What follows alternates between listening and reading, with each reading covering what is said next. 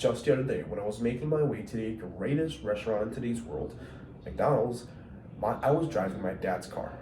This car is an extremely old and delicate car, which was once an extremely reliable and fun car to drive around. But as I was making my way to McDonald's and I was halfway there, excited to put my hands on the Big Mac, the car lost power, came to a stop, slowed down. So, this is similar to what is happening in China. When we're looking at China, China's economy is slowing down just like my dad's car did in the middle of one of the busiest roads in my town. So when asked the question, why is China's economy slowing down, I can only answer by saying because of the real estate market and many other issues that lead to this. So today we'll analyze my two main areas of analysis and answer the question. First, we'll take a look at many other reasons other than Chinese real estate that has led to the issue of China's economic downturn. Secondly, we'll take a look at one of the biggest contributors to the slowdown of China's economy, the real estate market. So now, let's move into my first main area of analysis, where we'll take a look at one of the two biggest contributors to this economic slowdown, other than the Chinese real estate market. Firstly, we can look to Econofact on November of 2023, where they highlight that the slowdown of China's economy can be attributed to the fact that there is a slowing down of productivity growth within China and an aging population.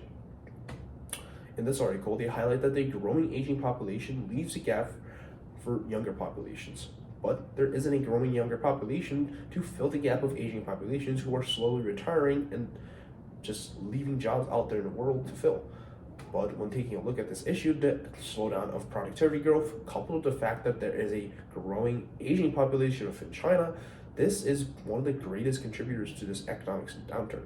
Secondly, we can look to CSIS on August of 2023, where they highlight that the factors that were present for the Chinese economic growth that were there in the first place just can't be repeated and just isn't there anymore.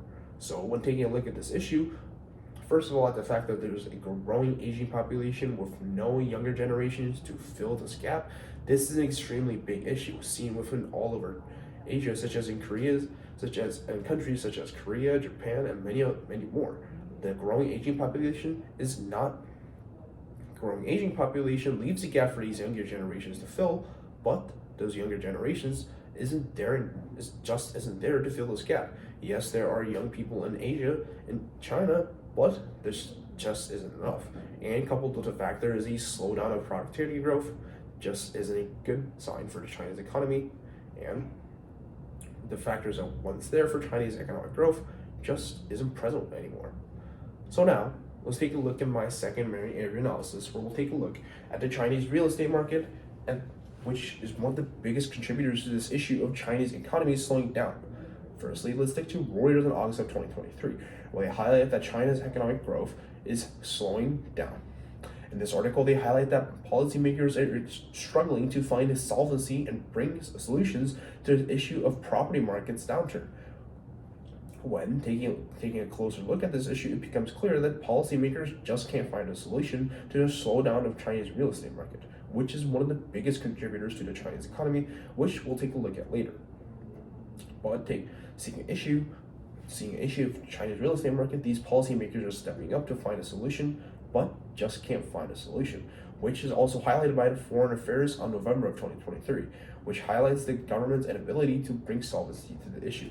It highlights that China's economic downturn is caused by decades of over investing in properties and infrastructure. Yes, investing in properties and infrastructure is good, but everything is bad when you do too much of it, and that's exactly what China did. They've been spending too much on investments in property and infrastructure.